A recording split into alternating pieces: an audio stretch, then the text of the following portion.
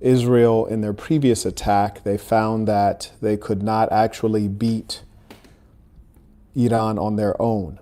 And at that time, they had dragged the United States into a war of aggression. And the United States indeed engaged bunker buster bombs, which were supposed to eliminate Iran's nuclear capacity. And now we find that the Western propaganda, as pushed by the State of Israel and the United Snakes of America government, have come with the old story that Iran is enriching uranium and attempting to make nuclear weapons. This is a claim that is itself as old as many of us. I have many times made prescriptions for what would have been wise for Iran to do, namely to actually create nuclear weapons, which they could have done.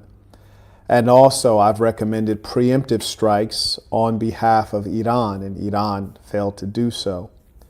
There is no doubt that Iran has been acting from a position of fear and weakness, and understandably Iran is a weaker, smaller economy and military than the United States. However, when you know that conflict is inevitable, as I mentioned in my book entitled The Black Box, there's a second chapter called Swing First. If you know that the fight is inevitable, you gain advantage in swinging first. The first blow has been struck again, and it is always struck by Israel. And inasmuch as that is the case, we can all learn from Israel, as they are quite wise and effective. So let's go ahead and take a look at what has happened. We are first going to look at the way the media has represented this, and then we're going to dig into the news that is breaking. I report on this from the Middle East. And in fact, I was hoping that I might be able to wrap up my affairs and exit the Middle East before this war was to occur. This title reads, Israel launches attack on Iran, explosions in downtown Tehran. Now, this is a very important thing because Tehran, downtown, would indicate that this is a business district. This is a highly populated area. So that would let you know that there are for sure civilian casualties. We may be at the beginning of a war of annihilation. And there is no doubt that Israel, in their planning, has calculated to essentially wipe out all significant power holders in the Middle East, such that they can expand from sea to shining sea, fulfilling not a biblical prophecy or anything in the Torah, but rather fulfilling the age-old desire and bloodlust of the European, which is for infinite expansion. The Germans called it Lebensraum. And so we observe the nature of the European unfolding yet again, in much the same way it has unfolded for the last 500 years. I want you to ask yourself if the news is being objective, if they're being partisan or biased. I don't see a lot of this news coming up, actually, so I'm going to go ahead and type in Israel, Iran, and see what comes up so that we can see how this stuff is being represented. So we have breaking news. This is CNBC. It appears they're covering this live. Let's take a listen in. See if I can rewind this. As this whole process of talks drags on, Israel has decided to move forward and has launched a level of preemptive strikes, as Israel said. You'll notice the Europeans often engage the language of misdirection. They speak of preemptive strikes. As opposed to this being an attack, this is a preemptive strike. In Iran to prevent strikes in turn on Israel. Now, the comedy is that, and we know that this is just extraordinarily dishonest, the United States has organized all of their weapons of modern warfare they've shown an extraordinary, just an unbeatable capacity, and they've put it close to Iran. They've encircled Iran. And for some reason, there's still the argument that Israel is attacking out of fear and to protect themselves, as though not only the United States do they have a new armada, right at the doorstep of Iran, they also have existing military bases in Saudi Arabia, in Qatar, and many other places. And we must also remember that if you would observe and appreciate history and truth, that Israel has always been the aggressor. The lies are infinite, and it only tells you the kind of sick world that we are in. We are in revolutionary times. I can't listen to CNBC because we see that they've already started the coverage of this catastrophe by listening to an Israeli start with the lies that we've heard too many times. Let's see what other legitimate news source is covering this. This says CNN-News 18. I don't know about that.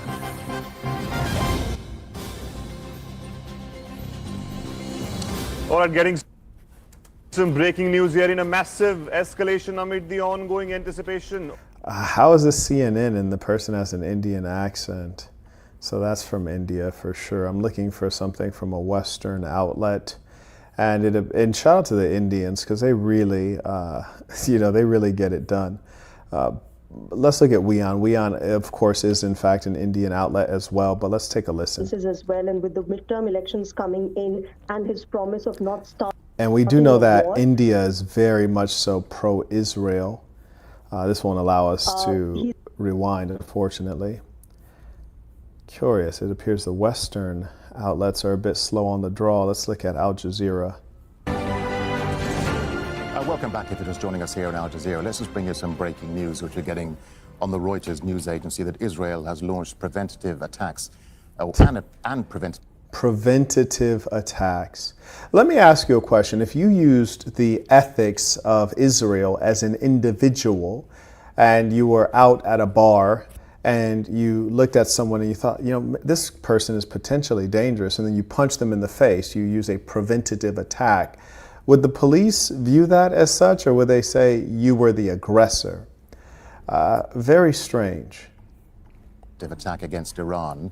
Israel's defense minister says air raid sirens have been heard in Tel Aviv, Jerusalem.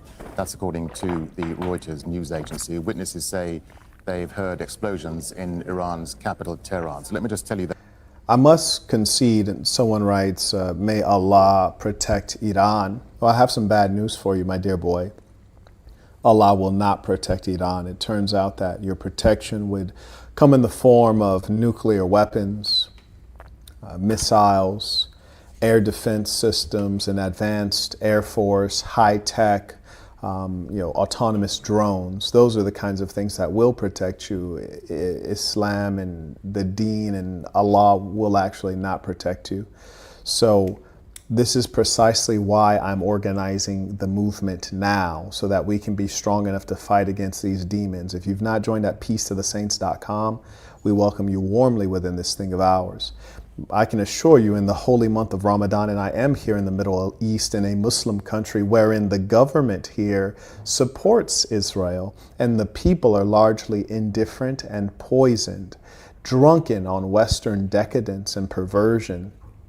Yeah, so I can assure you, Allah will not help anyone. That again, we're just getting this breaking news now as we come back to air, that Israel has launched a preventative attack against Iran. That's according to Israel's defense minister, and that air raid sirens have been heard in Tel Aviv and Jerusalem, according to the Reuters news agency. Witnesses say they've also heard explosions in Iran's capital, Tehran. So we'll obviously bring you more on that developing story as it happens. Let's see if Al Jazeera has anything new on this. I'm going to sort for videos. And that was 23 minutes ago. Here we are. Well, let's just go back to our breaking news story that Israel has launched a preventative attack against Iran. That's according to Israel's defense minister.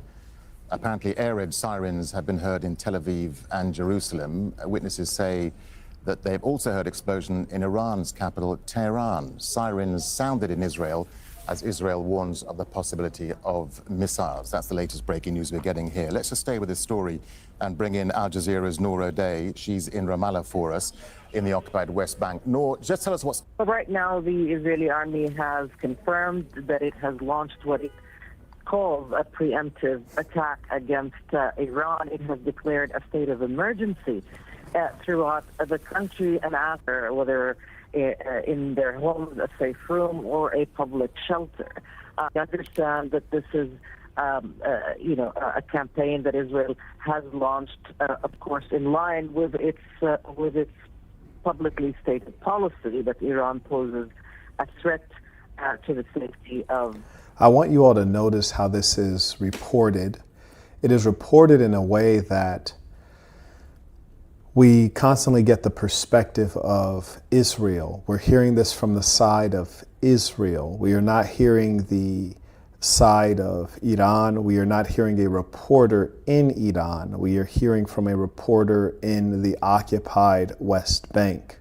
And by the way, shout out to Xavier, who sent me a Venmo and notified me of this breaking news. I really do appreciate you, Xavier. If you're in the chat, thank you. My sincerest thank you and appreciation. May I also acknowledge via PayPal, shout out to Zachary, he writes, do you ever get overwhelmed with the fact that you're so consistently correct about the frailty and wickedness of mankind today? Yeah, actually, to be honest with you, sometimes it makes me so very sad. It actually makes me want to cry because I've been in war zones, and I do mean that in a literal sense. And here for the holy month of Ramadan, to signal iftar, they fire off a cannon. And, to those who have been in war, that booming sound is traumatic. And, when you first hear it, if you're accustomed to being in the West, you might think that Israel has maybe sent some shots your way. And the sad reality is that anywhere that is reachable by Israel, you may be victim, whether you're in Yemen, you're in Lebanon, you're in Syria, you're in Iran, you're in Iraq, you may be victim. And there's just no doubt that the United States government is guilty. The United States citizen and taxpayer is as well guilty. And everything has a consequence. This is not just in physics. Shout out to Zachary. He writes, do you think the USA will deploy ground forces in this conflict? I do not think that they will. And that being the case, if I was Iran, I would have invested wholly in nuclear weapons and also in air defense. This is going to be a battle in the skies.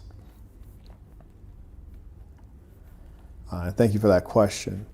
May I also acknowledge Suleiman writes, peace and saints, what's your reaction to OpenAI's agreement with the Department of War and the debate around security guidelines, coupled with the recent news that AI models from OpenAI, Anthropic, and Google opted to use nuclear weapons in simulated war games in 95% of the cases? Well, number one, I'm not surprised. Big tech has always been controlled by, funded by, influenced by the government, as are all other entities within a sovereign territory, for the government has a monopoly on violence, and it turns out that most people yield to violence.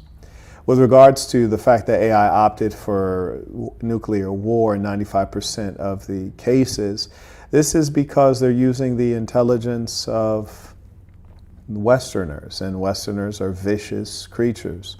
This is not at the least surprising. Remember that AI models are trained on they learn from human intelligence. They don't have an original intelligence. They learn from large data sets. And the information that they're studying comes from the warmongers. So not at all surprising. I think that the fact that we've not yet gotten in control of the Western ruling class, which is to say the European and their descendants, we face an existential threat, that is to say humankind. In fact, all life forms. These beings are truly evil. They have put the world on a paradigm where every nation state must invest in technological murder as opposed to advances in health and the things that support life and happiness. And this comes directly from the Europeans. It is directly in their nature, which is of evil. And you only would observe a fool when you see people try to differentiate between a person who calls himself Jewish versus a person who, say, calls himself German or British or what have you. They're all white and they all come from the same warring culture, the same culture of conquest and of pillaging. And frankly, until we can get that under control, no one on the world, on the planet Earth is safe. Shout out to Luis. He writes, tuition for the many lessons. Peace of the saints. Peace of the saints indeed. I appreciate you. Came in via Venmo. And thank you to those who actually support this work. I trust that you all know I've been shadow banned. I was demonetized, and someone like me can only be here for a limited time. Someone who tells the truth can only be here for a limited time, whether the here is on YouTube or the here is on the planet Earth. Shout out to the boss, writes, Iran almost deserved this. Why are you using your religion as a reason not to get nuclear weapons to properly defend your nation? Peace of the saints. Yes, religion has been mostly detrimental, yes, to humankind. Shout out to Magnetar, writes, Marquette with the breaking news. I saw a headline earlier today that some countries warn their citizens to leave Iran. Yes, this has been happening. And the funny thing is sometimes you wonder, if, Russia, China, and these other individual or states that are not directly involved, you wonder if they knew this was going to happen. I mean, I knew, but they knew, but they might also have intelligence. They may have also been able to intercept communications. They may have agents within Iran. But yes, Iran has behaved very foolishly. And in my book, The Black Box, which you can get on Amazon or peacetothesaints.com if you want a low-cost ebook, in The Black Box, I state, if you do not strike at your enemy, you are providing them a chance to strike at you. Surely Israel is using this and Iran is failing to use this. And in their failure, they suffer. Furthermore, I state that you would be a fool to believe that an enemy will not behave as enemies do. Enemies are going to try to hurt you if you leave them to their own devices. Shout out to SBETEN, writes, Peace of Saints, thank you for the update. Saying, oh, you are very welcome. And I appreciate all of you who actually are a part of this movement and those who support this work. Of Israel and its allegations that its missiles and its nuclear enrichment program also pose a threat, having repeatedly said that the negotiations with the United States were not going to go anywhere and should not have been trusted to begin with. Noah, so what more have Israeli defense officials been saying? Because we heard... So we see he's asking, what have the Israelis said, but will we hear what have the Iranians said? This preventative strike. What more details are we getting? Preventative strike. Can anyone clarify who produces Al Jazeera? Is Al Jazeera produced by the Qatari government? Is that right? Is this the same Qatari government that allowed themselves to be bombed and didn't retaliate at all? About the strike itself coming from Israeli officials. Nothing yet about the targets themselves. But again, let's put this in perspective about why would such an attack happen. Now, this is clearly a propaganda campaign. They're asking, why would such an attack happen? We all know why, but the lies are repeated so often. And what you can be sure of is the fact that this is all being, number one, the Israelis are going to do what they want to do. And they're going to try to justify it with a media campaign, but they're never going to fail to take the action. And that should be a lesson for everyone. It is about the actions. It is not about the words. They use the words on the back end to justify for those who are foolish and uninformed. Israel considers the government in Iran a threat to itself, and so the launching of the attack, irrespective of the targets, is completely consistent with its stated policies. And this was, of course, U.S. approval. And that's in the past hour or just sort of backing up what you've been saying there, both AP and Reuters are saying, and this is coming from the Israeli military, that schools across Israel are now closed. The public have been informed of the background to this. Confrontation concluded. They fit into this broader issue now of Israel strikes, this surprise strike on Lebanon, on Tehran. Yes, in the past hour or so, the Israeli army carried out a series of airstrikes in southern Lebanon, targeting a number of areas, particularly in the... Now, this is interesting. So apparently, there are not only attacks on Iran, but there are also attacks on Lebanon, which is really sad, because does Lebanon have an army? Do they? It is really so sad. It's very, very sad, this stuff. There's so many peoples. There are millions of peoples who are caught up in this, peoples who are innocent, who are unconcerned, peoples who have lived on the land for hundreds of years, them and their ancestors. And they're caught up basically in the same thing that the Native American was caught up in when the Europeans arrived, the French, the Spaniards, the Brits. They're caught up in the same thing that the Aborigines experienced in Australia, the place now known as Australia, when the British arrived. They're caught up in the same thing that the Africans were caught up in after the Berlin Conference, when the Germans arrived and the Portuguese arrived and the Belgians arrived. They're caught up in the wrath of a truly evil, demonic demographic. We have observed the white populations go around the earth and murder, steal land, take advantage of the women and of the males, the adults and the minors. And they are on repeat, and only through dishonesty can we believe that they are not savages.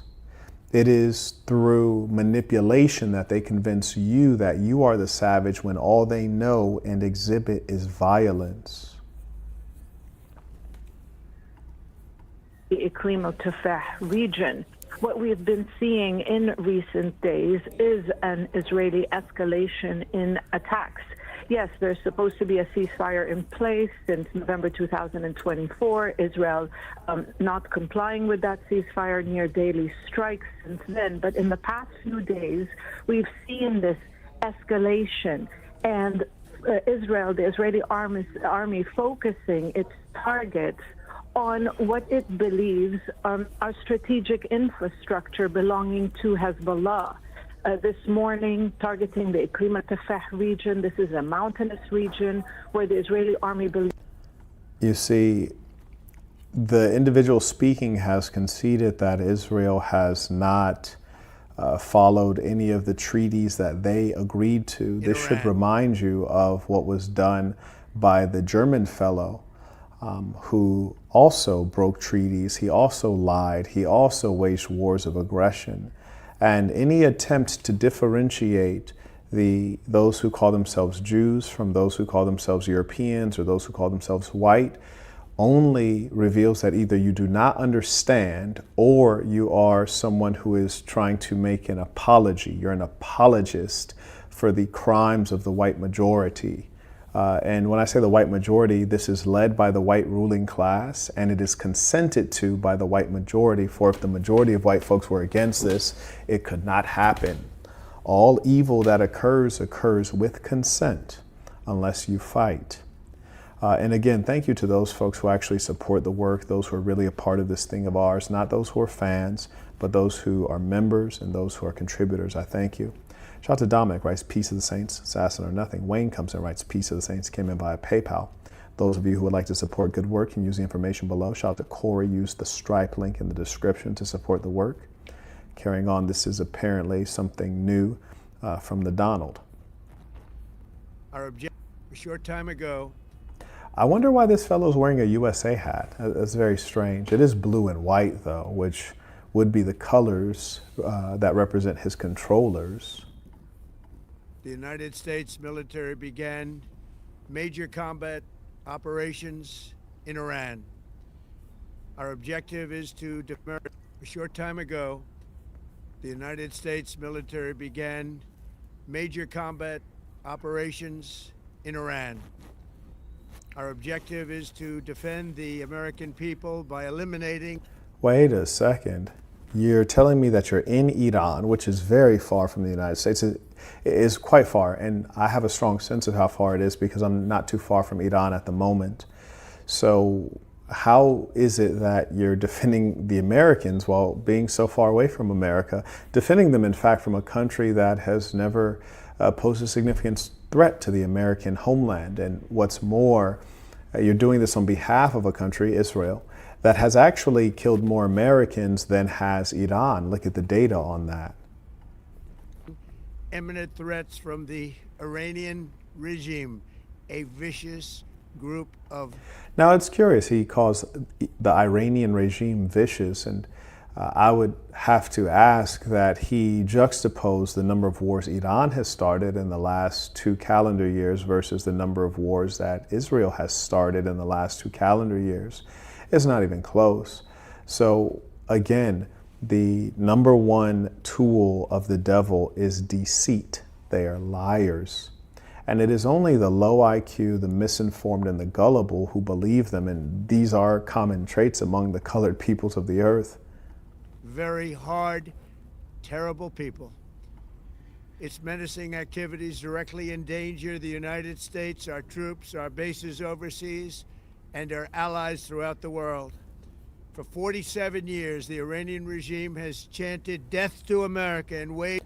No, he said for 47 years they've used freedom of speech. Okay. Now tell us how many bodies they've caught over the 47-year period. How many Americans have they taken out? Shout out to Civilized Barbarian comes in via Venmo, writes, thank you for waking me up on so many topics, Mark. Well, you're very welcome, and I thank you for supporting the work. It's so very easy to sit back and do nothing. And inevitably that will land you in a bad place. So thank you for standing up.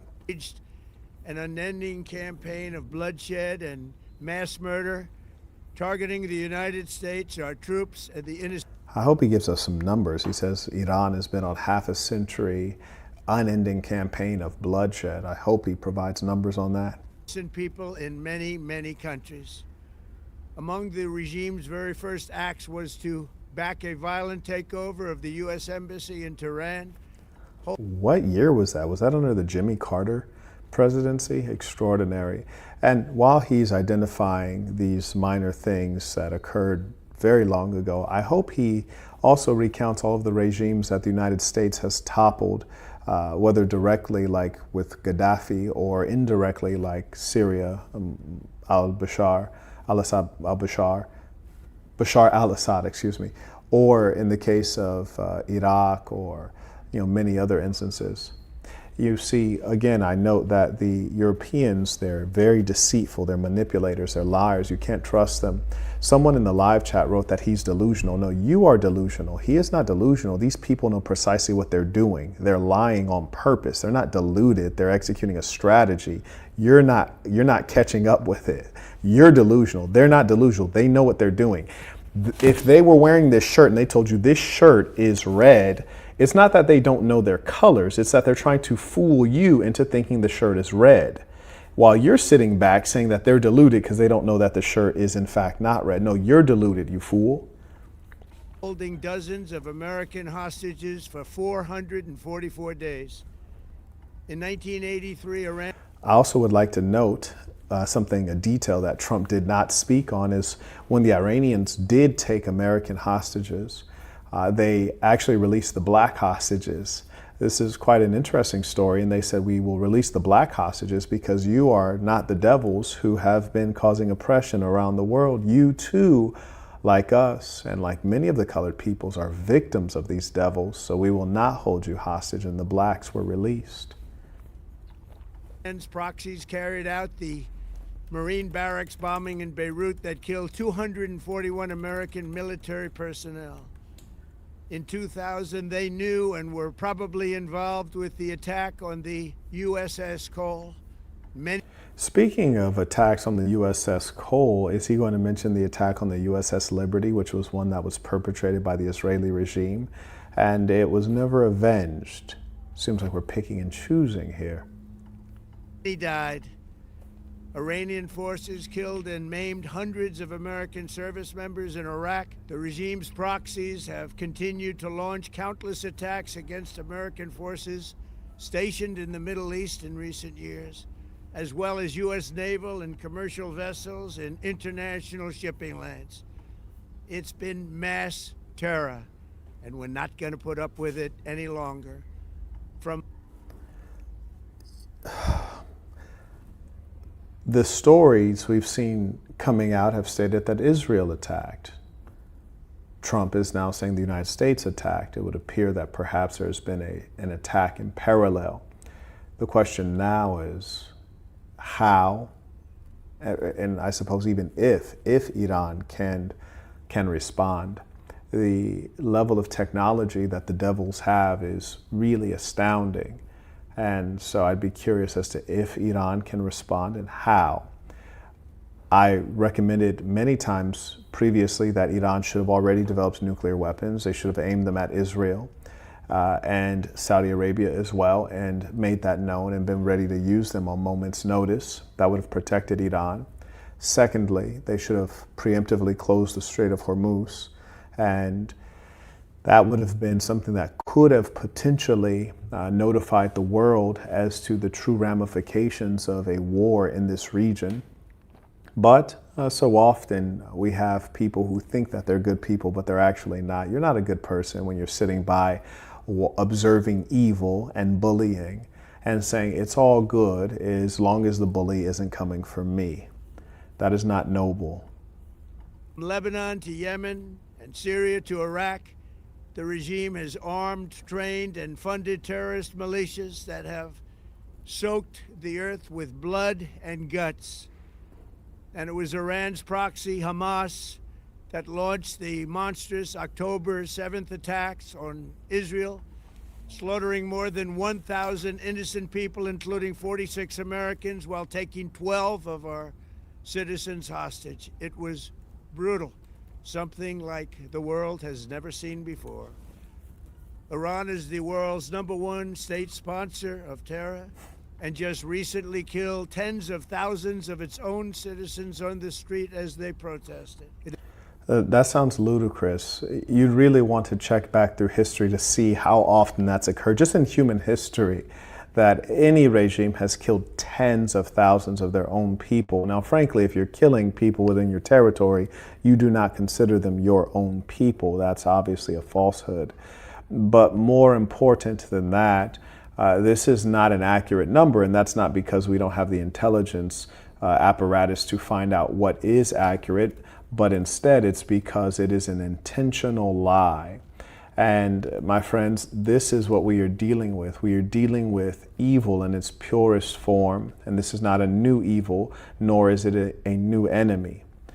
The only thing, and in fact, our reaction is not new. Our reaction is largely apathy, laziness, and pretending as though the boogeyman is not there.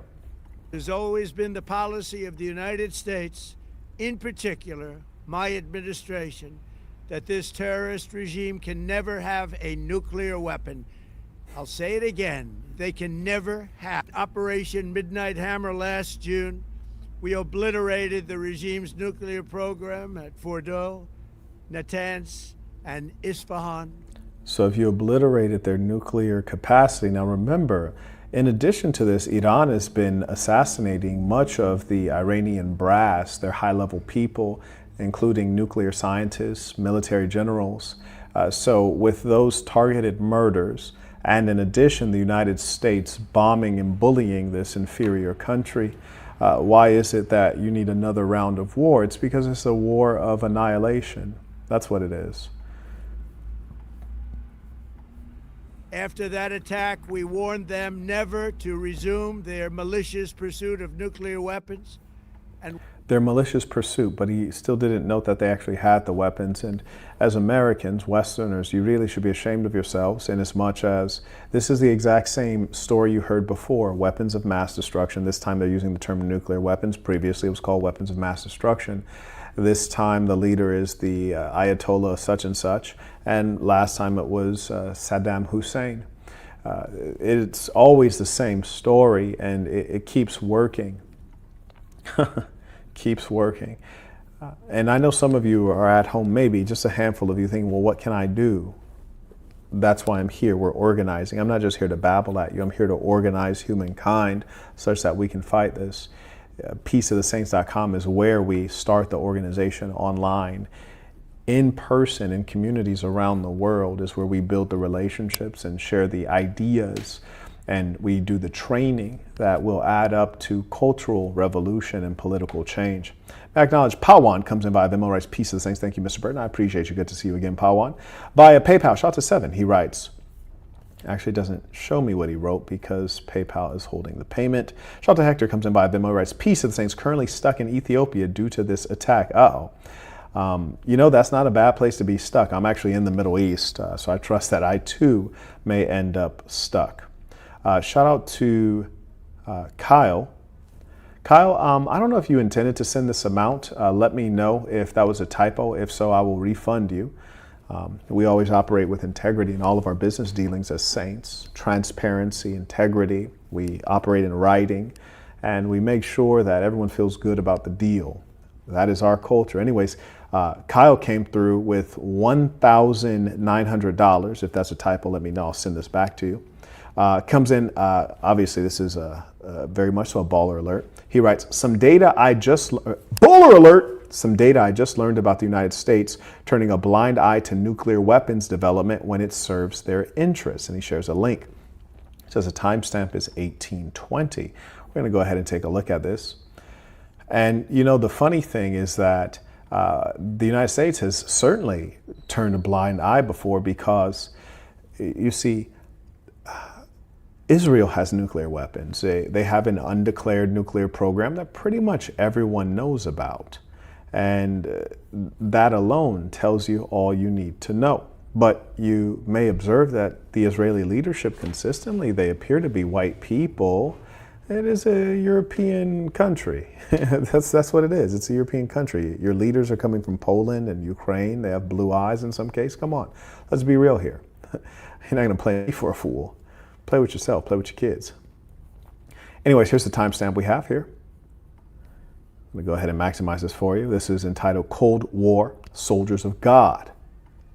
Pakistan's military ruler. Pakistan always had a keen interest in Afghanistan. Pakistan wanted a friendly and strongly... You know, now this is really fascinating. This is why history is so important. You guys may know that there is currently open war between Pakistan and Afghanistan, and surely this will be a fascinating war. Pakistan, you know, we don't hear enough about Pakistani people. They're quite sharp. I think often people confuse Pakistanis with Indians, which is not entirely surprising. The blood is not terribly different. And Pakistan is a nuclear power, but let us not forget that Afghanistan, the Taliban in particular, the Pashtuns, they did defeat the United States military over a long period of time. They are seasoned fighters. They're determined fighters. And curiously, I do believe that technically both these countries are Muslim countries. And to the gentleman earlier who referenced the Quran or Allah subhanahu wa ta'ala, Allah will not be here to help you. Yes, indeed. Ya Allah, you will have to do it on your own. Yes, the affairs of men apparently are not ones that Allah is intervening in. But let's take a listen here. Islamic neighbor. The U.S. Congress had earlier cut U.S. military aid to Pakistan. General Zia had a bad human rights record. He was developing a nuclear bomb. Now, this is really interesting, military aid. And again, this is why the devils are just so devious and diabolical. They've created a mafia, which they call government. They steal and extract money from the citizens against our will, theft, in its clearest form. And then they apply our money to devious aims abroad and confuse us with the ideas of, you know, freedom and democracy. How is it you're spreading freedom and democracy, but you're giving military aid? Weapons? I don't know that weapons have ever led to growth. I don't know that they've led to better health outcomes. I don't know that they've ever led to anything good, and certainly not happiness. And while doing all of this, they parade as Christians and believers in the book. The devils, calling themselves Christians, And then some of you fools believe it and follow after them. Failed to curb drugs trading. Now, the Americans set aside their displeasure. I think we had a double standard with respect to the Pakistanis. And we knew that there were big problems with drugs and that there were big problems with nukes. And we were prepared in various ways, in any way that we had to turn Nelson's eye to those problems, as long as the Afghan resistance was being supported via the government of Pakistan, and that's what we did. And the curious thing is the European, these people, they must lack for energy, because it's like they always must insert themselves within the affairs of the colored peoples of the earth, drawing out their energy, having to be among them, stealing their land, abusing their women, impregnating them, defiling the blood of the colored peoples, taking advantage of their children. There's just something that the whites just feel like they have to be among you doing wickedness. They just can't mind their own business. Just listen to this fellow. I thought the purpose of government was to build bridges and roads and provide for the common good. Yet we hear of them sending out weapons into the countries of these Pakistanis. And they're doing that so that the Pakistanis can in turn support the Afghan resistance. Why must they control? So you must ask yourself, in understanding the nature of the European, there is, number one, deception in its nature. Deception. There is, number two, violence. There is, number three, the need to control. And there is, number four, they're vampires of the melanated peoples. Yes. And you can track that always. It's always there. There's no logical reason that they need to do this or be involved. You're Europeans, stay in Europe. Why must you constantly insert yourselves? In Afghanistan, the Red Army guarded cities, roads, and airports, leaving the Afghan army free for combat by roads and airports. In Afghanistan, the Red Army guarded cities, roads, and airports, leaving the Afghan army free for combat. By 1980... And again, they mention in Afghanistan the Red Army. Are they referring perhaps to the Soviet Union? Ah, boy. Anyways, so you all know the record is held by Sean Telfer. I think he came in at, he came in at $1,111. And apparently the second record is held by Kyle. He came in at $1,009. So shout out to those two gentlemen. I don't know if he knew the record. He probably would have tried to beat it. But shout out to those two gentlemen. I appreciate you. And let's get back to the Donald's, speech, or is it his script? Yes, his script. But I think Kyle's point is well taken, which is the idea that the American regime, murderous, bloody, violent, controlling, deceptive, they will allow for anything. They will go back on their stated values if it serves their true goals. Their true goal is never spreading democracy or freedom. It is never protecting human life. If that was the case, they would make sure that Africans have clean water to drink. They would make sure that they have seed and soil. No, sir. And we sought repeatedly to make a deal. We tried. They wanted to do it. They didn't want to do it. Again, they wanted to do it. They does it, has for decades and decades. They've rejected every opportunity to renounce their nuclear ambitions and to continue. I think it's important to note that this is a speech, which means an uninterrupted flow of propaganda without any questioning. And even when he does yield the floor for questions, so often there is no one there to ask the right question. And in the rare instance where the right question is asked, they just ignore it, they sweep it away, and no one pressures him to give a direct answer. And that makes sense because you know that you're talking to a murderous beast. Developing long-range missiles. This regime would be, if they ever had and actually were armed with nuclear weapons, Now, what's the case that the Iranians, and they are advanced, very intelligent people. In fact, I've scarcely ever met a lazy, foolish Persian or Iranian. They like to call themselves Persians sometimes, especially when they're in the United States. But what are the chances that they could not develop nuclear technology? They absolutely could, and they would not. They would not, because their nature is too soft. A long cry from the Persian Empire. This is something I often caution the blacks about. Their nature is far too soft. It's precisely why I currently have some affairs scheduled in the African continent. We're building SAS in Africa, which of course first starts with ideology. We have a 3 Sins Bible: be yourself, be good to yourself, be good to good people, or 3 Sins Quran, or 3 Sins Torah. Be yourself, be good to yourself, be good to good people. Be yourself. You first must have knowledge of self. This is something the Africans lack. Then be good to yourself. Clearly, we see the Iranians are struggling with this. To be good to yourself would be to protect yourself. They're failing to do so. They're leaving their security to the mercy of their enemies. Extraordinary. As a means to deliver their message.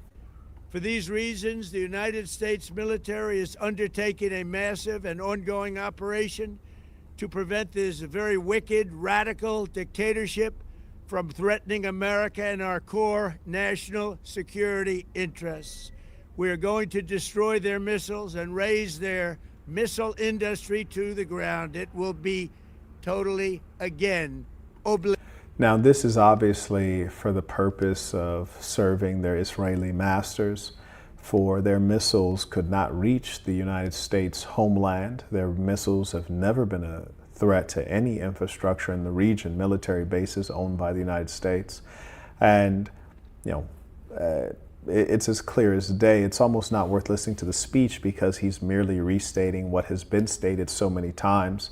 And as Joseph Goebbels, the Minister of Propaganda and Public Enlightenment for the Third Reich, has indicated, that if you repeat a lie enough, it becomes the truth. And this is to say that there is a flaw in the human intellectual software, if you like, that if you repeat something, average humans will believe it to be true, as though they saw or were there themselves. Really sad.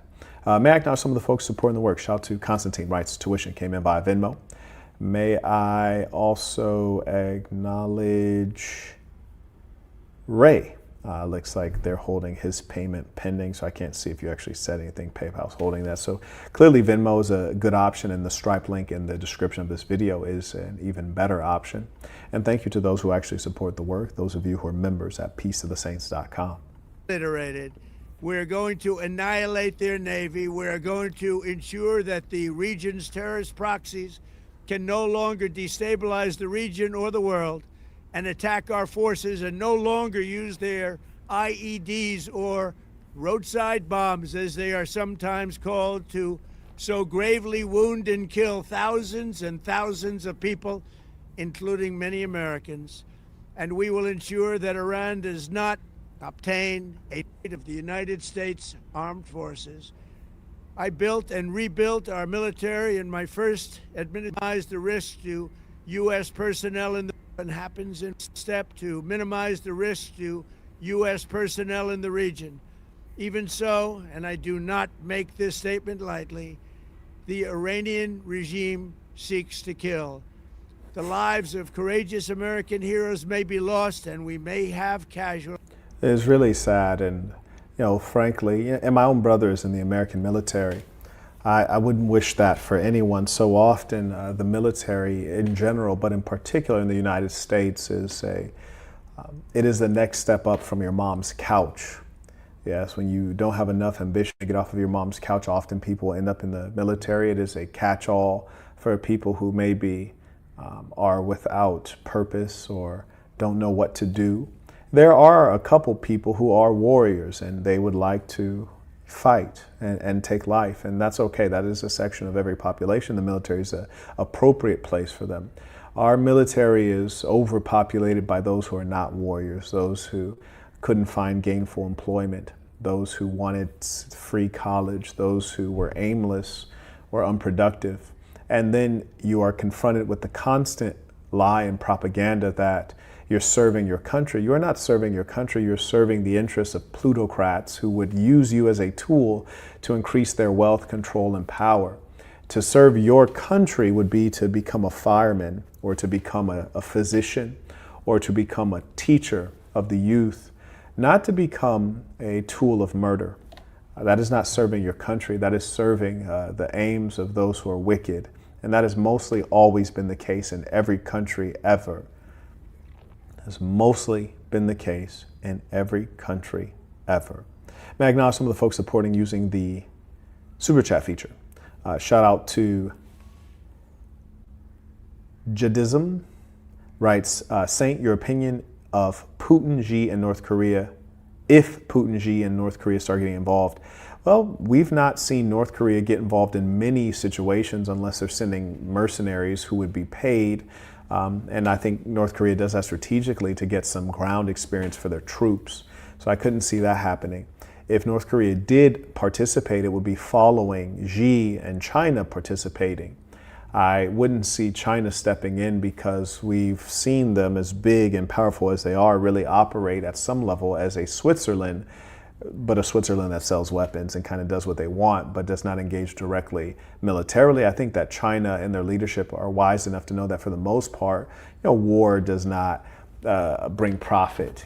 Killing is not as good as just making money. And Putin already is overwhelmed. Frankly, the Ukrainian, I think he called it a special military operation, has turned into a protracted war. And Putin is not half as ruthless as he should have been, or else this Ukrainian affair would have been a fairly quick one. So he's already overstretched and low on troops. Thank you for that question. May I acknowledge Jonathan writes, where are the buying stock videos you made? They would be on the member sites, peaceofthesaints.com. Go scroll to the bottom, click content. It'll give you all of the content. If there are any particular videos that you're missing, you can send an email and we'll get those to you. Send an email to me@marquettism.com and we can get those available to you. May I acknowledge Big Jizzle writes, Peace of Saints tuition, them boys added again in Iran. Shake my head. Yes, in fact, they'll be added constantly during our lifetime. We will not see Israel ever stop fighting, and that's because they have greater ambitions, the Greater Israel Project. Shout out to Beast. He writes, if only there were unity among these Muslim countries, they would be untouchable. Peace of the Saints, and stay safe out there. Yes, they would be. And that's precisely why leadership is important. I've realized that ideology often will break down to, people intellectualizing it, so they're not taking action. They're Marxists, but they don't do anything. Or they're, suffering from their different interpretations of Marx. These are the Bolsheviks, these are the Mensheviks. And what you do require is a leader who is at some level a warrior king, but most definitely a philosopher king. And he can properly provide ideology and identity and organize the people to a particular aim. In the absence of that, you have fragmentation and splintering. Everyone wants to be the leader, whether they're qualified or upright or not. And that is certainly what you have throughout the Middle East, varying interpretations of Islam, varying quality of leader, all of whom are self-interested and self-seeking. So that is why we are here. And there's just no doubt that it only underscores that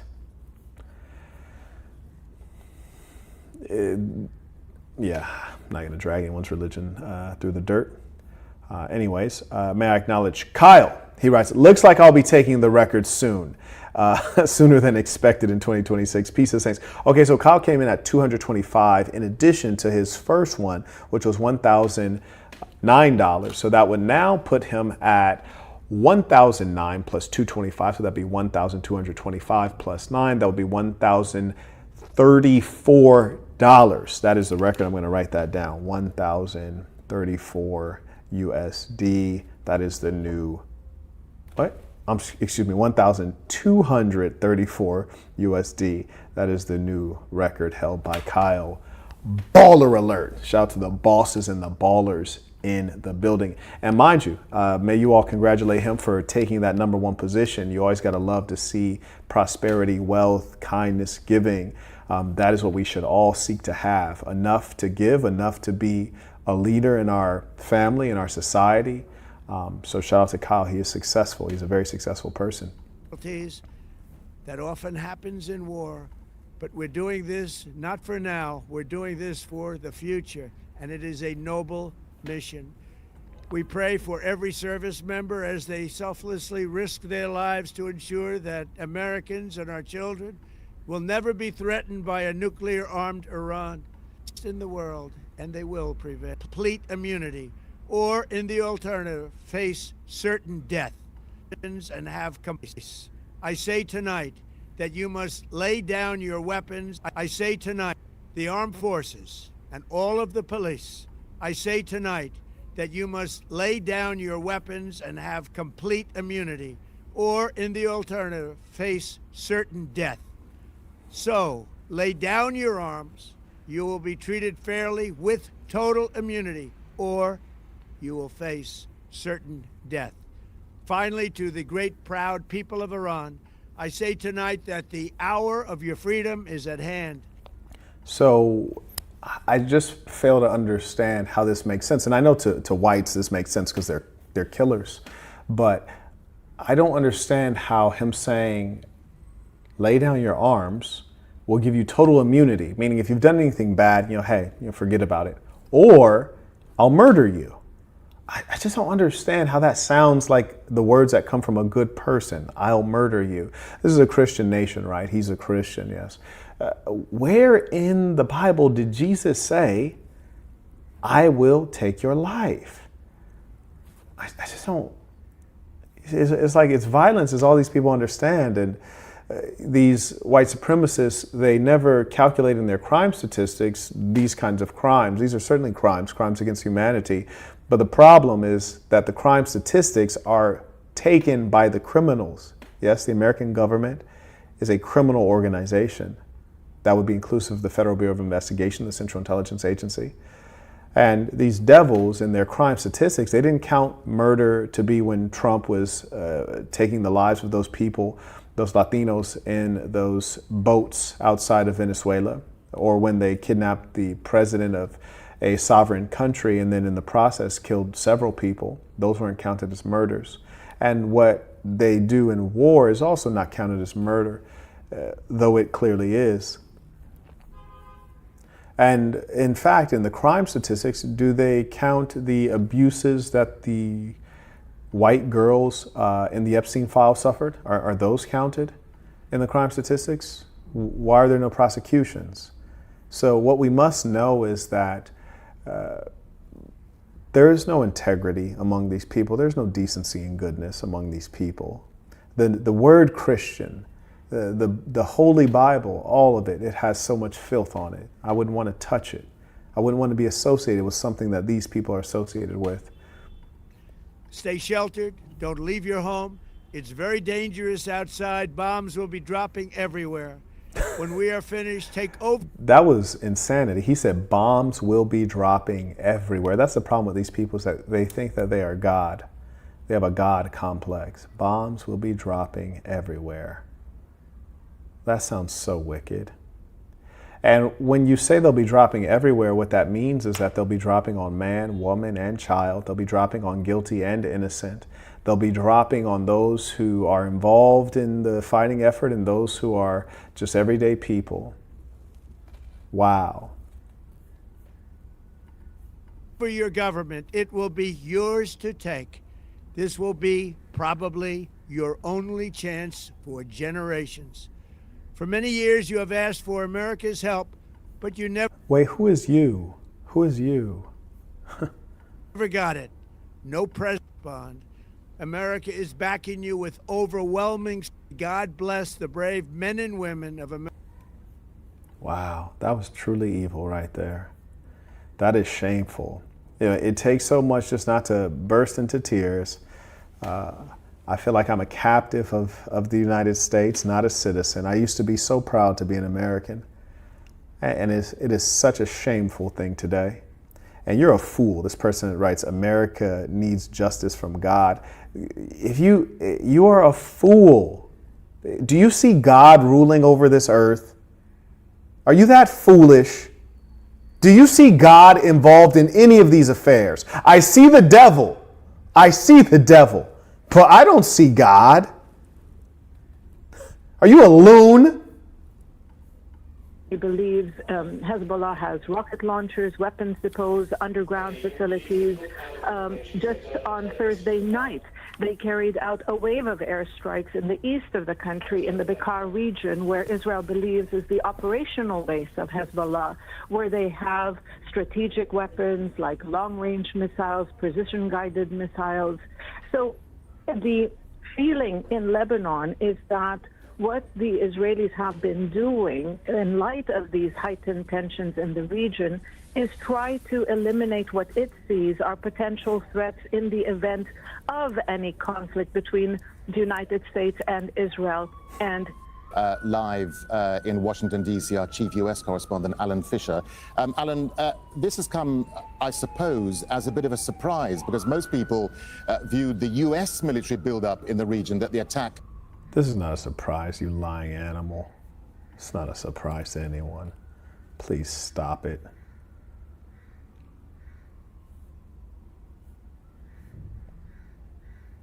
ABC News posted an hour ago. Let's see what they have to say. In terms of how we got here, but let's talk about just these past few months, from the demonstrations in Iran that were taking place, but also these negotiations between U.S. and Iran that were also going on.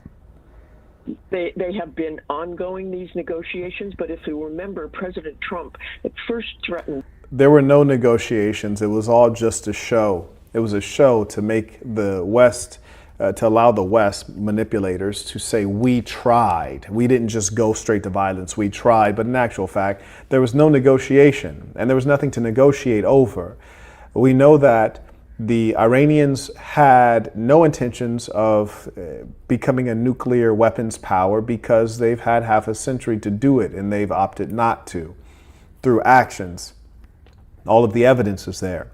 Then secondly, we can observe that Israel was the main one controlling the United States, not only now, but also for the last half century, since Kennedy, no doubt, and in fact, a little bit before Kennedy. And they don't want Iran to have long-range missiles because Iran is the only real meaningful military power in the region. Some people might mention Turkey, but that guy's a liar and a deceiver. And for that reason, they've wanted to neutralize Iran, but permanently, mind you. And to do that, you're not only going to have to kill a significant percentage of the population, you're going to also have to de-radicalize them, tear out their culture and religion, and of course, take out their leaders, not only political leaders, also religious leaders and their leaders in science, so that you can destroy their capacity for future generations as well.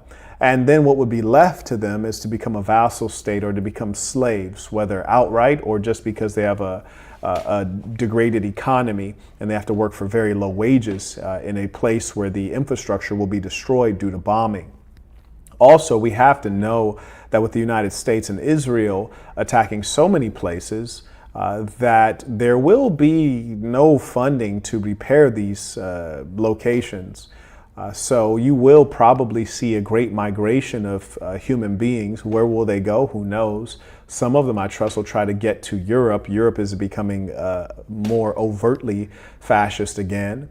And so we'll see more conflict evolving there. Now, the irony is that the West, which means white countries, they create death and destruction. And then when the people whose homes and countries they've destroyed show up on their doorsteps, the doorsteps of Europe, Australia, United States, New Zealand, etc., then the Europeans are like, oh, we're not going to let you guys in. Well, they wouldn't come if you didn't destroy their roads, their hospitals, their educational institutions, and so on.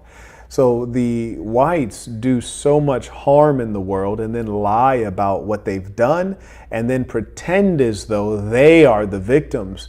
It is one of the most extraordinary farces in the human experience, and it keeps recurring. And it's like no one's figured it out. These people are a threat to peace on earth. The protest, that is not the reason that President Trump wanted to go into Iran. He talked about these nuclear sites. Just at the State of the Union, the president said that he wanted to make sure that Iran didn't have a nuclear side. Extraordinary. Shout out to Kwame, who just came in supporting the work using the Stripe link. We appreciate you, and shout out to all the folks who actually do support the work. You mean a lot. Iran. That is clearly not the case if he wants to go back and get rid of the enriched uranium. He wants to make sure these facilities are destroyed. I have to say it's quite unusual that they would go after Tehran in the daytime. I think one of the reasons that President Trump in the past... Yeah, I mean, you're bombing a Muslim country in a highly, densely populated city during the holy month of Ramadan. It's really fascinating to me. It sounds like pure evil. May I acknowledge Mr. Harris writes tuition, appreciate you. Shout out to Beast, he writes, if only, oh yeah, actually I already acknowledged that. I'm sorry, I thought more people were supporting. I'm clicking the old ones, my apologies.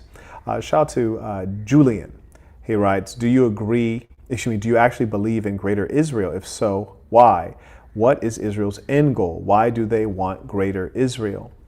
Well, you can hear rabbis speak about greater Israel. Some of them claim that there's religious justification for it, but it is merely a continuation of the pattern of Europeans, which is to take land. Land is the only wealth on earth. Out of the land comes the diamonds, the gold, the oil, and everything of value. So when you take more land, you have more Lebensraum, living space, as the Germans termed it. You also have more resources, power, and wealth. And it turns out that the Europeans and all of their descendants view all forms of material wealth as much more valuable than human life. So that's why the Greater Israel Project is being pursued.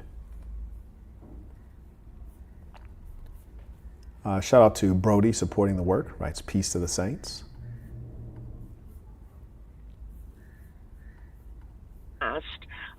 In his first term, didn't want to go after Iran. They were worried about killing people. That is obviously collateral damage, innocent people. We don't know what we are looking at in terms of the strike in Tehran, but it is clearly in broad daylight and people are likely on the streets. During these negotiations, I think one thing to remember is this would happen and would happen soon. That this wasn't just a show of force. President Trump was very serious about carrying out preemptive strikes in return you to regular program. I did not know Jeffrey Epstein. Bill Clinton today saying bringing his wife. Let's see what the latest coverage is of this. I don't watch anything Fox anymore because these folks are just such propagandists. Preemptive strikes. So everyone is repeating the language that Israel is using, which only validates the fact that they are clearly a part of the propaganda machine. Welcome back to the program. Today we are joined by Syed Mohammed Marandi, a professor at Tehran University, and also thank you for coming on. We see that the Israeli media reports, as well as American media, that within the last hour that they began attacking Iran in what they called quote preemptive. And shout out to Professor Saeed M. Marandi, as he is very much so a scholar. He's really fought a good fight on behalf of truth and goodness. And he, just shout out to him for not breaking down crying, not because he's a weak man that he would cry, but because this is just so tragic and it keeps happening. And good people, you almost feel helpless. No matter how much money you donate, no matter how much awareness you spread, this continues to go on. May I acknowledge Azimi supporting the work rights, peace of the saints, appreciate you. Strike. And we now see explosions heard in Tehran, and if I'm not mistaken, they're also now happening in other cities. I was wondering, if you can tell us what's happening there on the ground. Well, as we all believed, the United States and the Israeli regime are completely dishonest and deceptive, and we've already seen that an infinite amount. See, he's saying the same thing that I said, but I think people are failing to record the fact that this is all of the European countries and their satellites. this is nothing new. Gentleman states that Venmo does not work in Canada. There is a PayPal email address at the bottom of the screen. In addition, in the video that you are watching, there is a Stripe link that you can use to support. So where there is a will, there is a way. And I thank you to those who support in sincerity. I appreciate you. Of time, infinite amount of times before, and we saw it during the 12-day war as we were negotiating between rounds 5 and 6 of talks. The Israeli regime and the Trump regime carried out a blitzkrieg attack against the Iranian people. And during this period, people have been expecting that such an attack would take place. Iranians, of course, negotiated, as you and I have discussed before, both to see if a solution was possible, but also so that the international community and its own people would all feel and understand very clearly that it is not the Iranian side that's seeking death and destruction. Shut up. Here's the truth. The Iranians are in a country that has inferior population, meaning lower than the United States and Israel combined, right? It's less than. They have inferior technology. I mean, how could you match up with the United States when our war expenditure, when the American government's war expenditure is so high? And more importantly, very few peoples have conditioned and trained themselves to be as ruthless and vicious as the Europeans, which is say America and Israel, as ruthless and vicious as they are by nature. And so on every metric that is necessary for ultimate triumph, the Iranians are in an inferior position, and they are fearful because they know they do not possess what it takes to win. So no, sir, I do not buy the nice story that the Iranians were trying to showcase to the world that they are not the aggressors. Everyone with a good heart and common sense knows that the Iranians are not the aggressors. What the Iranians were doing was operating from fear, hoping that they don't get obliterated by being nice. Well, here's the problem. Being nice does not work when you're dealing with bullies. Being nice only works when you're dealing with those who have decency and morality, which would not be the United States government and the Israeli regime. I guess I should say the United Snakes of Israel regime. Just, squish it all into one. And murder. And the talks, by all accounts, were making progress. The Omani foreign minister did an interview in the United States and spoke of optimism and progress, yet the Epstein class was unhappy. That's one thing I really enjoy, is that he calls these folks the Epstein class, and it's comical, but also very accurate. That is absolutely who we are dealing with, the Epstein class. We are being ruled by those who are flagrant criminals and perverts and deceivers. And they are not seeking peace between Iran and the United States or peace in our region. As the U.S. ambassador, I can't say admitted, he basically openly said, and no one has condemned him or punished him in the U.S. government, that if the Israeli regime takes the entire region, that's fine with the United States. Yes, and this is something that we were speaking of earlier with the Greater Israel Project, and also there are American politicians who are well known, in some cases well respected, certainly not by me. One individual named Huckabee. And Mike Huckabee was interviewed by Tucker Carlson, whom himself is a white supremacist, but also a little more balanced and reasonable and thoughtful, very intelligent, knowledgeable gentleman. I have a great respect for Tucker Carlson, though we disagree on some number of things. And he spoke with Huckabee, and Huckabee was undoubtedly, pro-Israel at a level that is fundamentally dangerous to world peace and even American safety. And I say all that to say this, that the Greater Israel Project, the idea to expand Israel, sea to shining sea, to gobble up territory that may be owned by Iraq, Egypt, Saudi Arabia, Syria, Iran, which is to say the other Middle Eastern countries, that is absolutely on the to-do list. And in fact, it is necessary, because if you do not weaken those countries, reduce their populations, tear Islam out of those countries, you will continue to have a resurgence of willpower against the Israelis.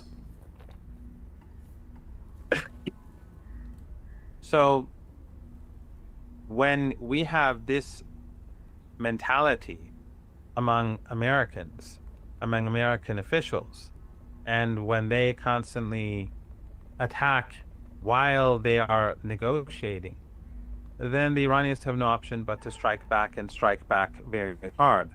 Now, I do not know, as at this moment that we speak, what role the United States is playing.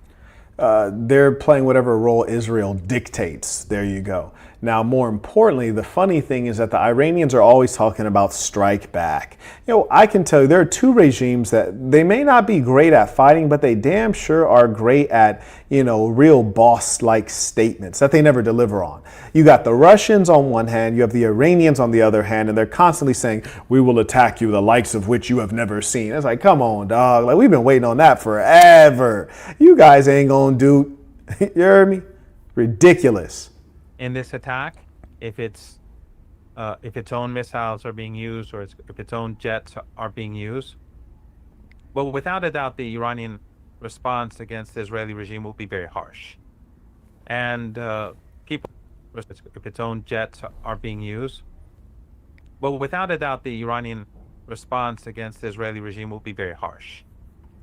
Harsh is the wrong word. That's poor diction in this case, because harsh usually refers to something that is disproportionate, maybe disproportionately mean, negative, or aggressive, or violent. And the fact is, it won't be harsh. It'll, in fact, be insufficient. Yes? Iran has never had a sufficient response. If it did, then the Israelis would give up. But they will not give up, because bullies only give up in the face of greater power. Shout out to DJ, who just became a member at peaceofthesaints.com. May we all welcome him warmly within this thing of ours. Shout out to Anthony, came in supporting using the Stripe link in the description of the video, as did Tanvir. Appreciate you. And shout out to the saints in India. Shout out to the Indian saints. Shout out to the saints around the world. And people have been murdered today in Tehran and in other cities. This is an unprovoked war. But yes, I agree, but none of this matters. You're saying it's unprovoked. The Israelis are saying it's preemptive. The words don't matter in both cases. The actions matter. And the real question is, why is it that having a lot of experience with Israel and them always being proactive and aggressive, why is it that Iran didn't learn anything from their playbook and say, hey, you know, I'm going to do something preemptive? Shout out to Tony, came in supporting the work via PayPal. He writes, thank you for the information, Marquette. TD, appreciate you. The Iranians, as we saw, when they were far less prepared 8 months ago, they struck back, and ultimately it was the Netanyahu regime that sought a ceasefire. So I have no doubt that Iran will. You see, he's saying that as something to be proud of, and yes, I get it, but you're always on the defense, never the offense. The Master Sun Tzu states that offense applies abundance. Defense implies lack. Offense implies you're ready to win, you're ready to fight, you're strong. Defense implies you're scared, you have insufficient resources. Come on, man. This is age-old martial wisdom. So there's that. But the truth is, because the Israelis sought peace after attacking you, does that mean that they were weak or that they lost? No, it's a strategic pause. That means that they got their licks on you, exhausted their arsenal, and said, hey, let's pause it so that they could retool and hit you harder. That's a W. It's kind of akin to in boxing. If you get off a combination, you punch the other guy out, punch him up, and then you hold him. You get in the clinch and you take a little pause so that you can rejuvenate yourself and go at him again until he falls. Come on now, that's strategy. Shout out to the Israelis. Will strike back and strike back hard with success today. The question is, what is the United States going to do? Has it played a role? I don't know yet. Will it play a role? Because okay, you smarter than that, my boy. There's no way. You are an internationally renowned scholar talking about has the United States played a role. Come on, bro. You knock it off. you and I both know that the Americans apparently have been seen, since they have no excuse to carry out this unprovoked war, they are trying to find a... And this is why I have so much trouble dealing with the melanated peoples of the world, because they are so soft. Because America has no excuse. They don't need an excuse. They don't need an explanation. They're going to do what they want to do. And this is also true about the Israelis. They're going to do what they want to do. Full stop.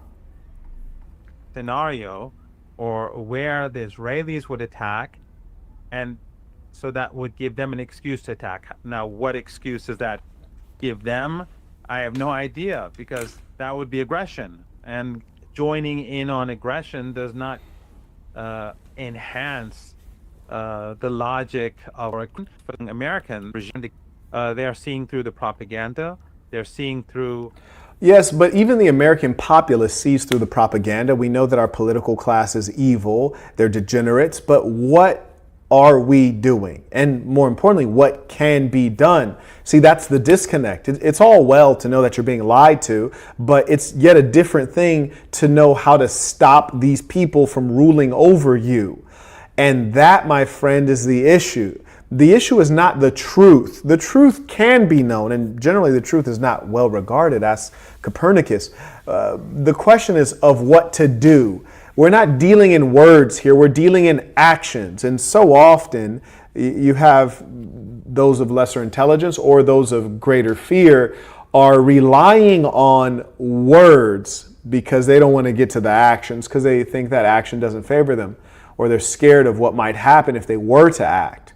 And I totally get it. I had 80% of my wealth taken in the last 9 months. Results from action. Now I see why DJ Khaled didn't stand up. You heard me?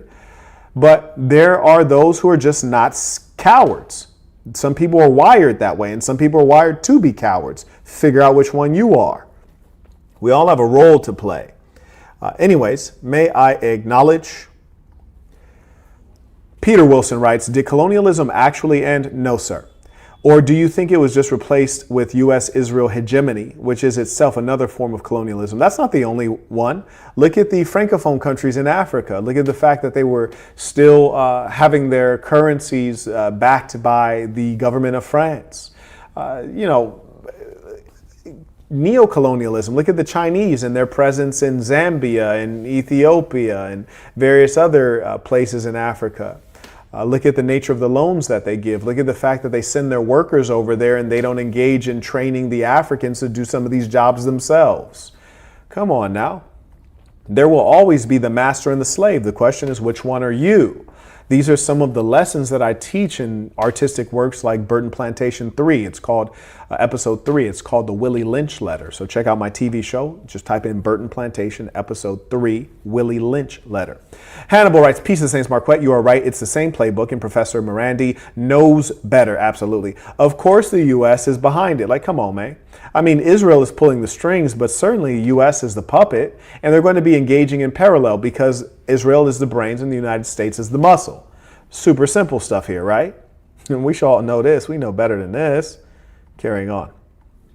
The censorship of social media and the one-sided propaganda of mainstream media, and that is not good news for the regime at all. So I think they are behaving in a very desperate manner. Well, in regards to where they made this point that for Israel to attack Iran first, because then when but his government's war. So there's no doubt that Iran will strike the Israeli regime. That will happen shortly. It may be happening as we speak right now. I don't know. But with regards to the United States, I think this is very interesting to see what Iran does. But one thing we have to concede is Marquette has said many times, you can never beat an enemy that is more ruthless than you are, and the Iranians are not ruthless. They have not even a chance against Israel. Even in the one-on-one fade, they're not going to see Israel. However, they're not fighting a one-on-one fade. They're fighting a vicious character who has their older brother Debo right behind them, which is to say Israel with the United States there as well looming, ready to jump Iran. Iran has not a chance, not at all. Are they going to strike back? Can they strike back? We forget about the can. Can they strike back? Because the amount of force that the United States has assembled in that part of the world is staggering.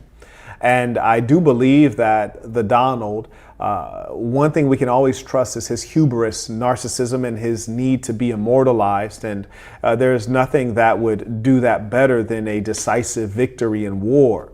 If you were to study the history as taught by the Europeans and their descendants, you'll find that it's merely a recounting of war. Who do they teach you about? Julius Caesar, he's a conqueror. Alexander the Great, he's a conqueror. And these are all killers, right? They regard their killers. Napoleon Bonaparte, these are conquerors. Come on now. This is their culture. This is what they prize. I think we'll have to see what role the United States played. Now, maybe the United States is saying this was a joint operation to provoke Iran. We don't know. Maybe it was just the Israelis, and Americans are saying we are in on it too, or the Israelis are saying we were a part of it too. So that would make the Iranians strike the Americans, and then the Americans would say the Iranians attacked us. We don't know what games they're playing yet. Maybe right now the commanders and the leaders of... Nah, my boy, you do know what games they're playing. They're playing a very serious game of annihilation, total destruction of what it is fundamentally to be Iranian. They would like to destroy you and turn you into the Africans, which is to say people without culture, so that you will be easy to victimize. Come on now. That's what it's about, because if you maintain your connection to the concept of Persian Empire, you believe in yourself, you know yourself, you'll never want to yield and bend over to Israel. So they have to destroy you physically, destroy the life force there, destroy the history. Can't tell you how often you can go through Africa, ask them about their tribe. They don't know a damn thing about their tribe. And that's why they're easy to control. Shout out to Jay. He writes, showing support. I'm curious, Saint. How do you not lose hope? What keeps you driving in the face of all this evil and corruption? Well, I can tell you it is very soul shattering.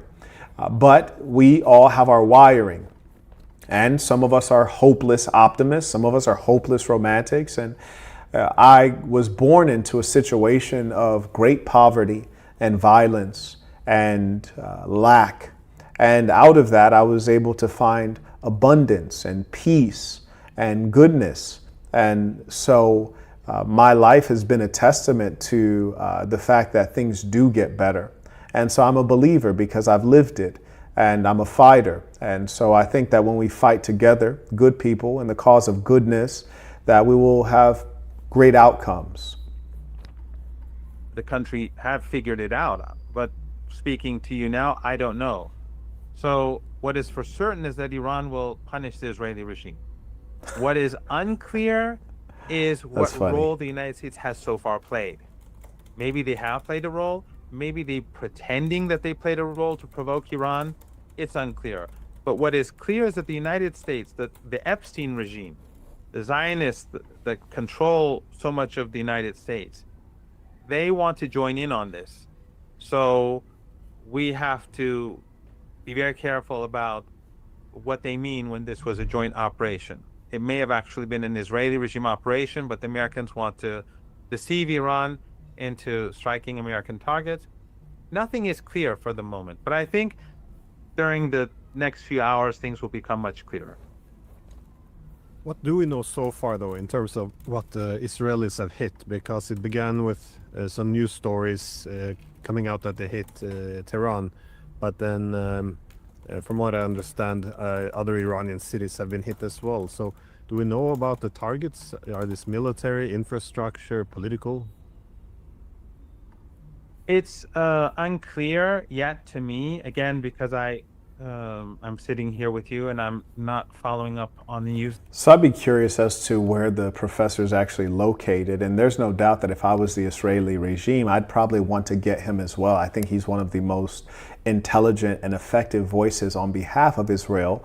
I find that Israel does not have many effective voices, including their regime and their spokesmen who are a part of government.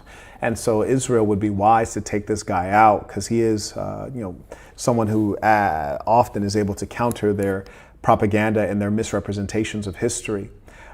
Iran would be far more effective if the American people knew the voice of the leader of Iran, whether it was a translated voice or just the leader took out time to speak more directly to Western audiences. I think that that could help drive anti-war sentiment, and they have very much so failed in that regard. Cassius writes, and thank you to the folks who are using Venmo and PayPal because we are at war with the Google Corporation. I appreciate all of you who support, but we are in fact at war with the Google Corporation. He writes, how foolish was it for Iran not to finish off Israel the first time when they were begging for a ceasefire? It doesn't make sense to me. How about you?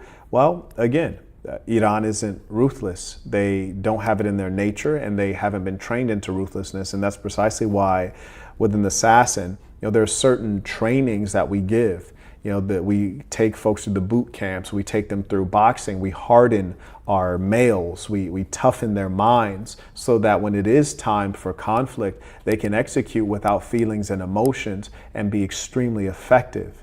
And that comes from training, unless it's your nature. Some people are just naturally vicious. And I think that is the case with the state of Israel. That much. What I've seen on the internet is that they've struck the Ministry of Intelligence, the guards, possibly the leader's office, maybe the president's office. That's not clear to me. So, but the Iranians have been taking precautions. And while they cannot completely shut down government and business as usual has to go on, but it is not like it was 8 months ago. So the Iranians are far less vulnerable comparatively speaking. But at the end of the day, this is a blitzkrieg attack. When you have a blitzkrieg attack, you're going to have casualties, you're going to have innocent people murdered, you're going to have government officials murdered. But I don't think this is going to play out well for the Israeli regime at all. I don't know, my boy. So far, it's gone swell. It's gone swimmingly so far. So you're being overly hopeful. It's going to be worse than the 12-day war for them. The big question, of course, is what is the United States going to do? Iran is prepared for war with the United States. And we've discussed this earlier. But if there is war with the United States, it's going to bring down the global economy. And the Iranians are going to fight for their survival. And so people across the world have to recognize that whatever happens, it is the fault of the Trump regime, the Epstein class, the Netanyahu regime. And I think this is going to mobilize the world against the United States and Israel. Well, here's the thing. That's precisely why my recommendation to close the Strait of Hormuz should have been taken before the first outbreak of war, because that would have already caused for an economic issue that will reverberate throughout the world, and then you can get the populations to react. Why? Because the price of goods would increase, and it would be an effect similar to what you might call inflation. But the Iranians didn't even do that. I understand not taking a preemptive military strike, but they didn't close the Strait of Hormuz. Very foolish. So now here we are in a situation wherein he's saying, after we get bombed, eventually, the war is going to cause economic ramifications and then the world will wake up. Well, why wait until you get bombed, Brody? Stop it. The regime further. The United States is a rogue regime. It's strangling the people of Cuba as we speak, and U.S. media is quiet about it because they're all captured. They're owned by the Epstein class. We see that the people of Venezuela are being forced to carry out policies dictated by Washington. We see that the United... Yeah, little buddy, and what makes you think it can't happen to Iran? Yeah, I mean, there's no doubt that the Iranian regime is way stronger than the Venezuelans, far more impressive militarily and technologically. However, what makes you think that can't happen to you? Huh? Come on now. United States ambassador is basically saying Israel can take whatever it wants in the region, and he's not rebuked, he's not removed, he's not, what he says is not rejected by Washington. Why? Because that is unofficial policy. It's not official policy, but it's unofficial policy. Back to then provoke Iranian. This is, of course, premised on the idea that the Americans aren't aware of what the Israelis. Because on one hand, it will be easier just to fight initially the Israelis, but it seems that this all. I don't think there's any dilemma at all. The Israeli regime has attacked, we will punish it. If the United States attacks, the Israelis excel in intelligence gathering, in developing assets and exploiting them, in blackmailing high-level politicians, in military affairs, in defense. They excel in these very practical things. Whereas conversely, the Iranians and the Russians just excel in pithy statements, making, sounding good. They should drop a mixtape. we will punish it too. The question that I have, and this is just a personal question, maybe this is not a question for those who are in charge right now, they know exactly what's going on. When the Israeli regime and people in media are quoting American officials that this was a joint attack, maybe what they're trying to do is to provoke Iran to carry out an attack. And this is very vaginal talking points right here, in as much as he keeps on talking about Iran being provoked. Brody, you've already been provoked. They killed your nuclear scientists. They bombed your embassy. They killed your general. They've attempted on the life of your supreme leader. They've bombed your cities. They hit you with bunker busters. What are you talking about, doofus? Attack on the United States, thinking that this is a joint attack. That's just my personal guess. But I think Iran's policy is quite clear. Iran will strike the Israeli regime very hard. That's not a policy, buddy. That's reaction. They're just being reactionary. That's a response. That's not a policy. Policy is proactive. If the United States attacks, it's going to be an all-out war. Well, the United States has attacked. Let's see what you do. In terms of the scope of this, do you think, given that the missiles are, well, I wouldn't say they're coming in slow, but do you think this is something that the Israelis might try and Americans might try to sell as a limited attack? If you and I discussed this before, that they would prefer a limited attack, just to hit Iran a little bit and then tell the Iranians, okay, we're done now, if you don't retaliate. Do you think that's what they might be going for here, given that the U.S. Israelis didn't, come in with everything they have right away in a I hope Iran doesn't fall for that one. Massive attack, or I think if so, how do you expect Iran to respond? Do you think there's any appetite to accept this limited attack? Absolutely, because Iran's accepted it before. Look at the pathetic strike that Iran waged on the Qatari American military base. Yeah, the Iranians don't want the smoke, and that's precisely why they get the smoke. In my book, The Black Box, I talk about this a lot. If you don't want to fight, you're going to have to fight. No one wants to fight the psychopath who really clearly wants to fade. Everyone wants to fight the little guy who's running and hiding. It's an easy W. If it's just an Israeli attack, Iran will punish it thoroughly and pound it until it is beaten so badly that it begs for a ceasefire. That's scenario A.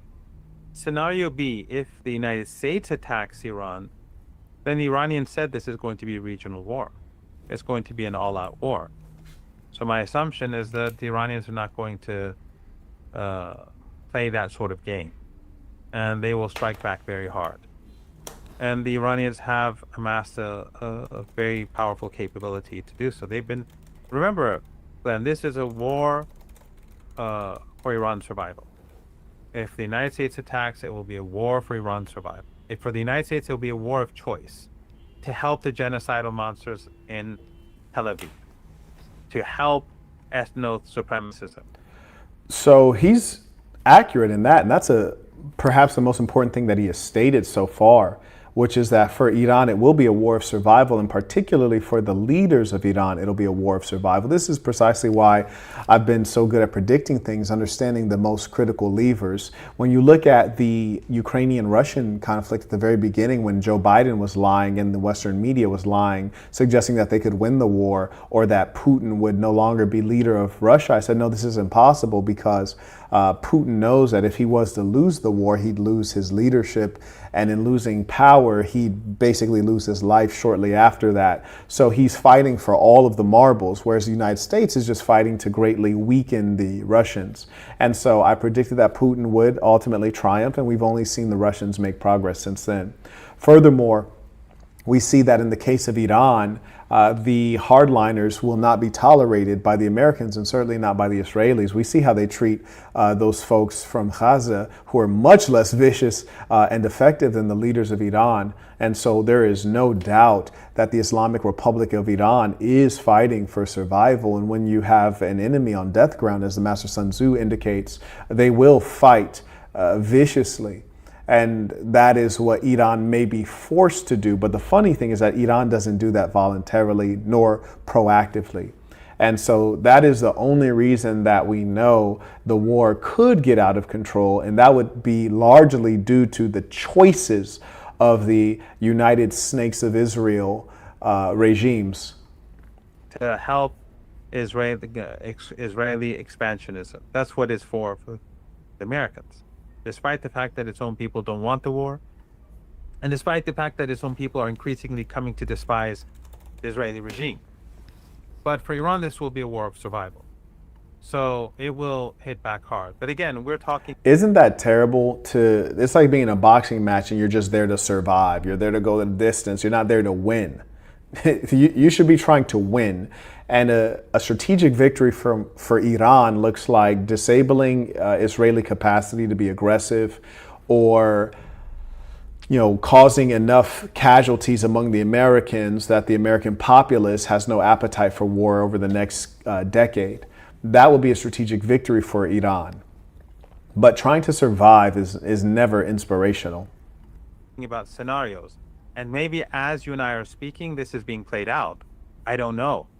But so far, as we speak, the strike has come from Israel. They claim it's a joint strike, but it seems to be coming from Israel. So Iran will respond to Israel. Let's not play games here. Whether it came from America or Israel, it's coming from one entity that will act against you in parallel. Shout out to @TV Spocks. Writes, peace of the saints. I appreciate you. Carrying on. Is indeed a joint attack, then Iran will respond to the United States and we will have a regional war.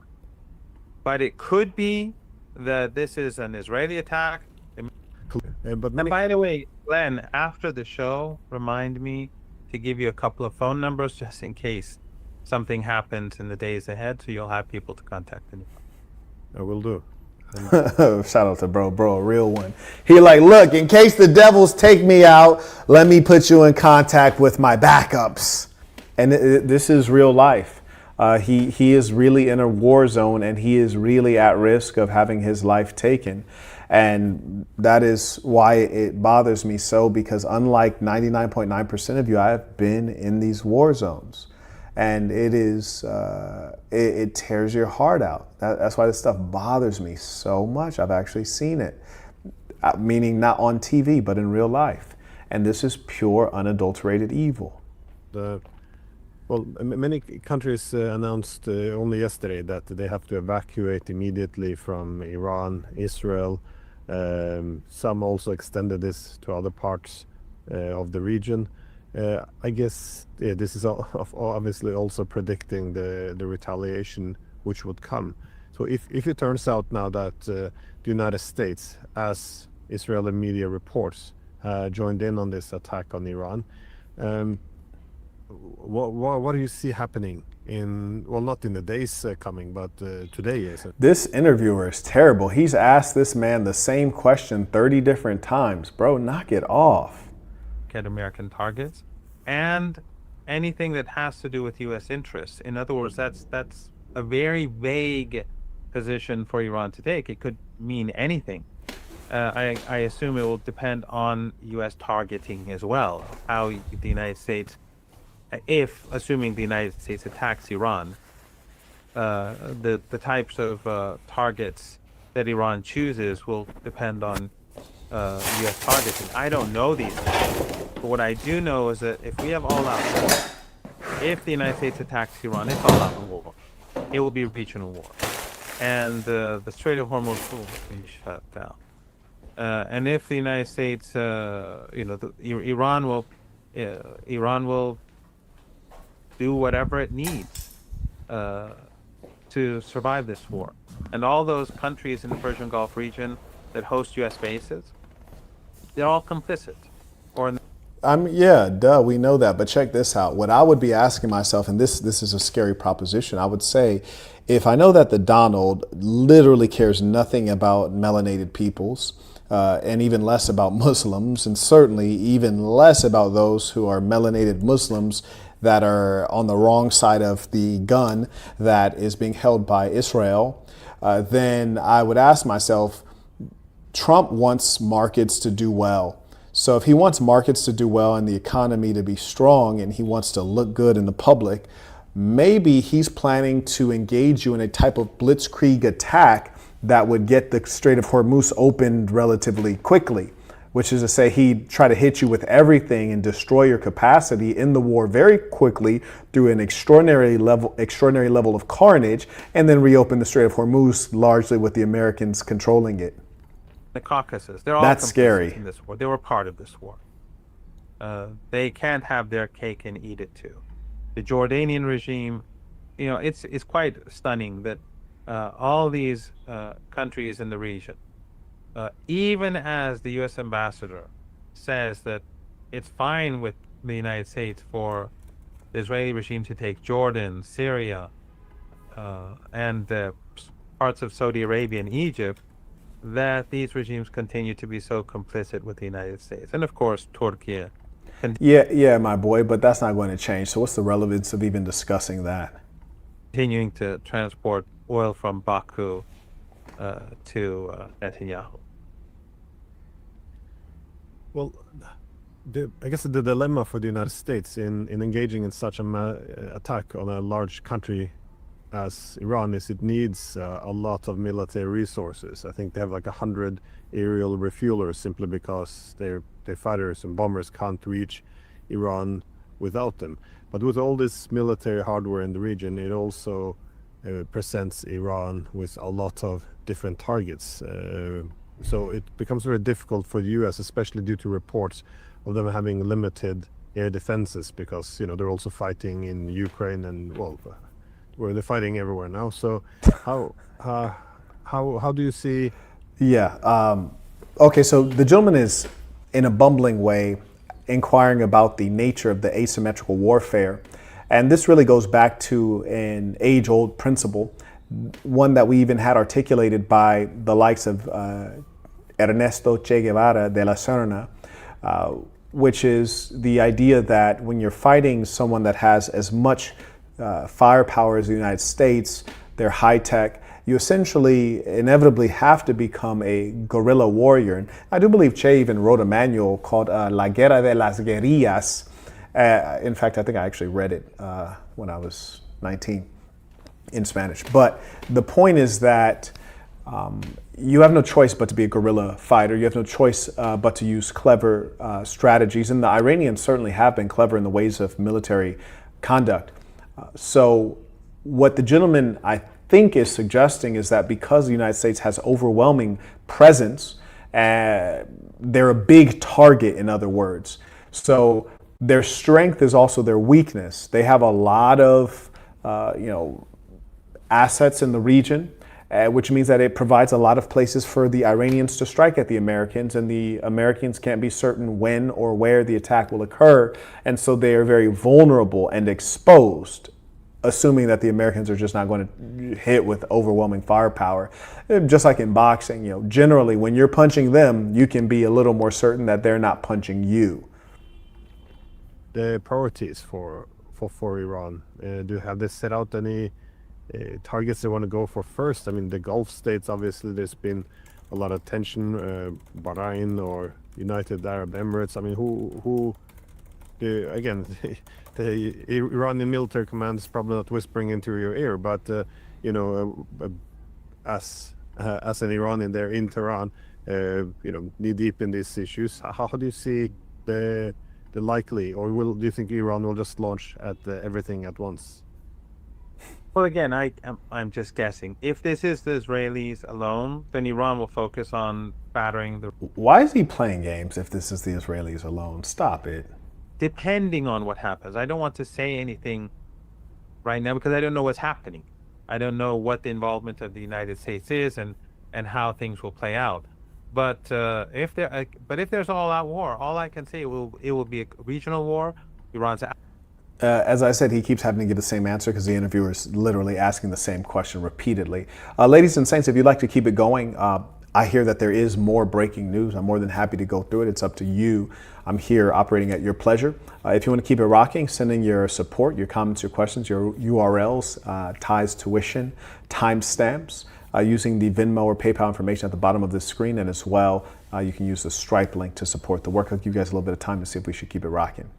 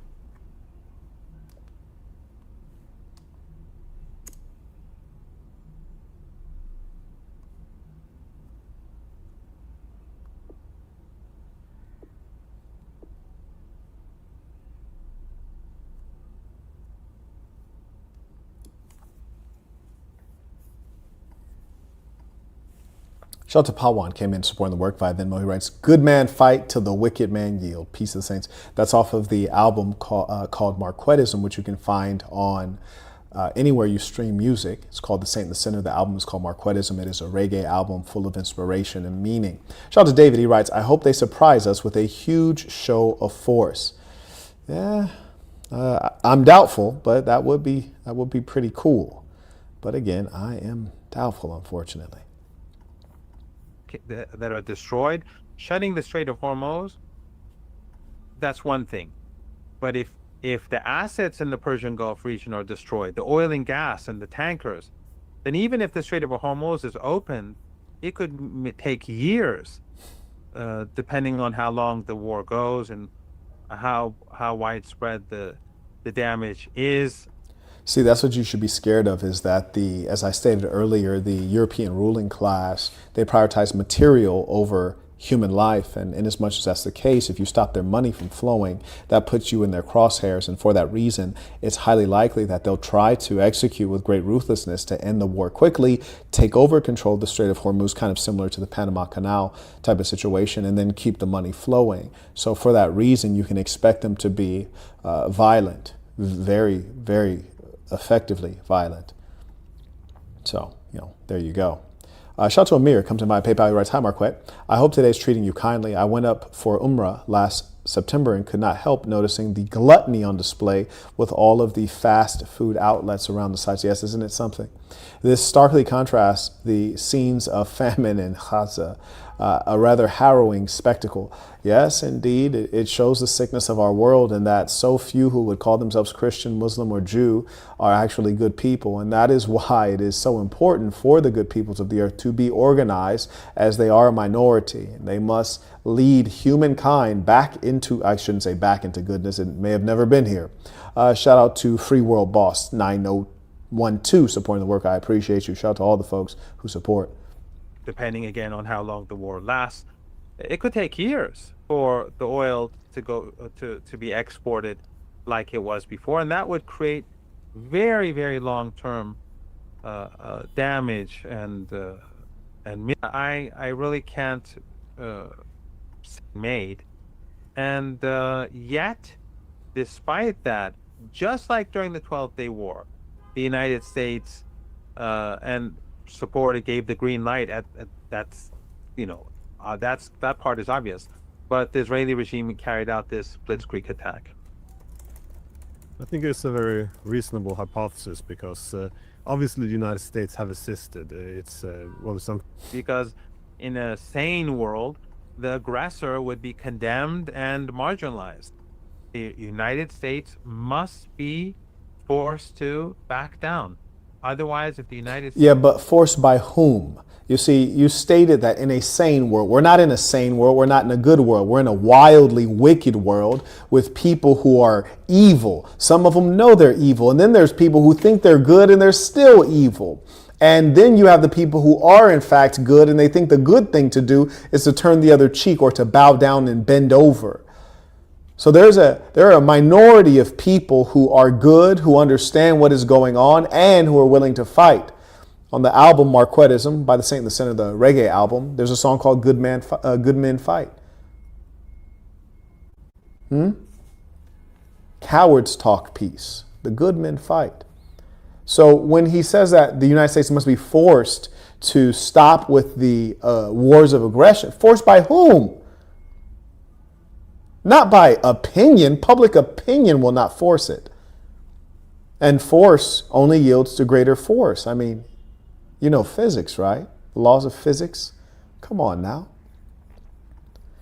May I acknowledge? Lil Cash Kid writes, "Peace to the Saints. Iran has simultaneously fired missiles at Abu Dhabi." Woo! I have a feeling I'm trapped in the Middle East. God damn it. Abu Dhabi, Israel, Qatar, Bahrain, and Kuwait. Wow, I have a feeling my flights are canceled. Goddamn, I just lost out on tens of thousands of dollars. Ain't that a bill? And I had an eerie feeling I would be trapped here. It's okay. Shout out to Free World Boss writes, "Bless Iran has attacked American bases." It's on! It's bracking! It's bracking! Yes, indeed.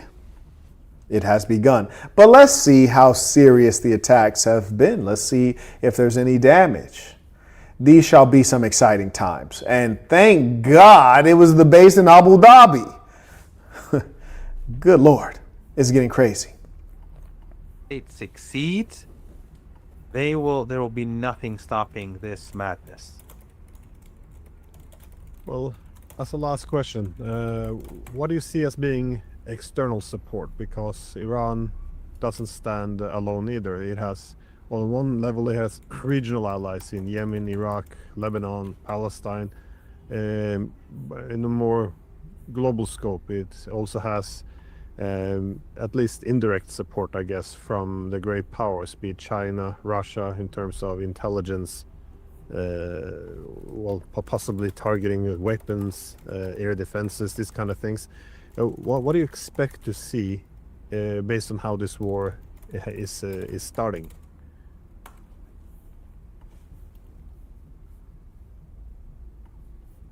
Could you say that? Could you ask the question one more time? From the and allies will be at war.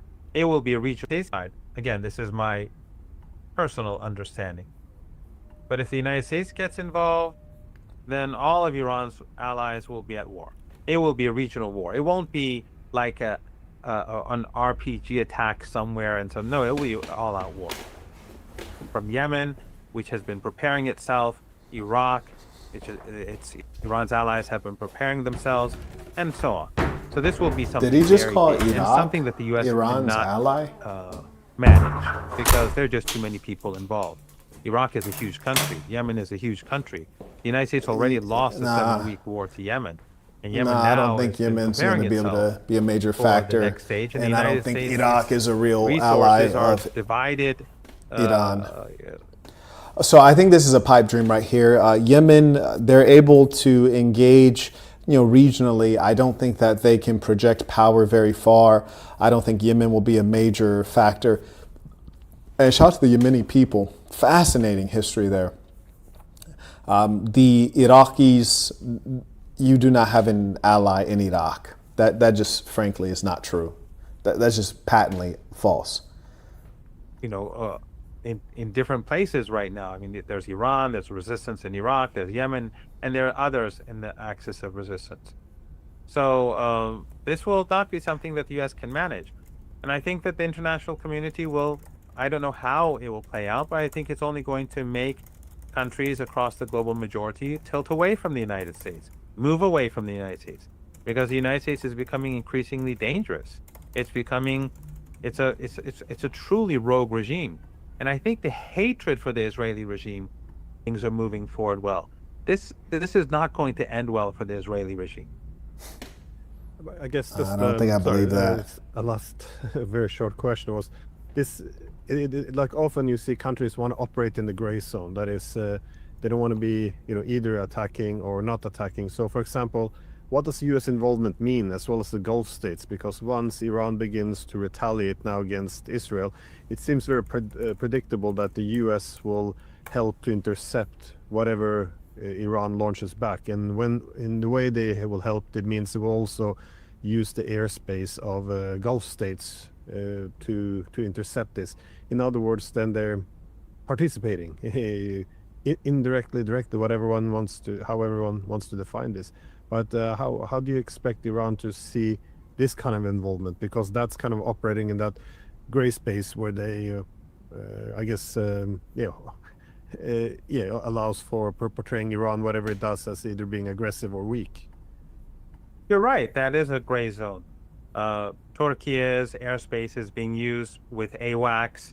The U.S. bases in Turkey are being used against Iran. The same is true in the Persian Gulf, in Jordan. They're all being mobilized against Iran. All of these countries are complicit. But we'll have to see what the Iranians decide. Last time round, the Iranians focused on the Israeli regime. And despite U.S. attempts, Iran was able to devastate the regime to force it to a ceasefire. I can't comment on this right now because I really don't know. But obviously, any sort of cooperation by countries in the Persian Gulf region in particular, or in the Caucasus, is going to have, it's going to be treated differently this time round than last time. But it's too early for me to say. And since I'm not a government official, I don't want to say something that may be inaccurate. Okay, so let's move on and check out what may be occurring. We're here on Twitter. Now, mind you, Twitter is also a platform that's controlled by a white supremacist named Elon Musk. I, in fact, have had my Twitter account locked. I don't know if it's currently unlocked, but it was locked. So it states that breaking explosions in Jafar, Bahrain, area where U.S. Naval Base and 5th Fleet headquarters are located. So let's go ahead and take a look here. I'm going to maximize that for you.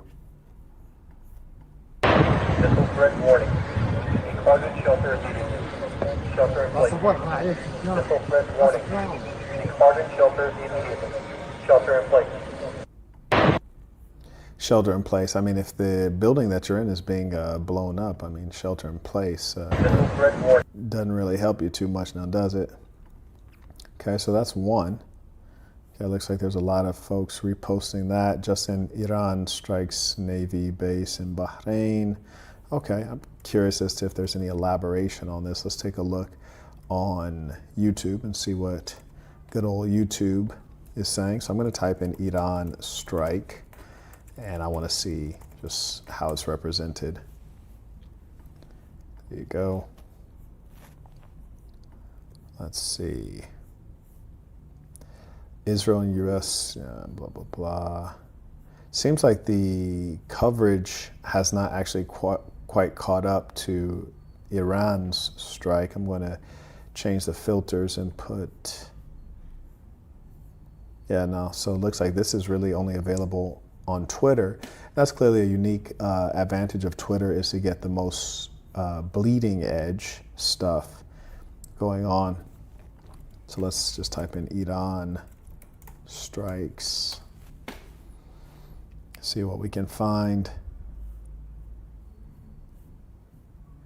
So there's a scene, shows the collapse of buildings and facilities in Bahrain. Okay. So that definitely landed, that's for damn sure. Iranian women cheer as strikes hit Khamenei's compound. Okay, there's a propaganda. Iran carries out second wave of strikes on U.S. bases. Base located in Qatar. I'd like to see the footage on that.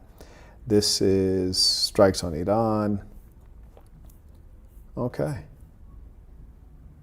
Iranians. So the propaganda is in full display right now. I can assure you that Twitter is not a fair platform at all. So we know that it's certainly pushing a certain narrative. Ladies and saints, I thank you to those who have supported the work. Perhaps if you guys so choose, I'll come back on and talk some more about this as things develop. It's been a pleasure to have this time to fellowship with you all. Let us end this with our tradition, the Creed of the Assassin. Repeat after me with full conviction, knowing this is true of you. The Creed of the Assassin. I'm going to be who I truly am because I am remarkable, and I'm going to strive every moment to show the greatest part of who I am. Until next time, peace to the saints.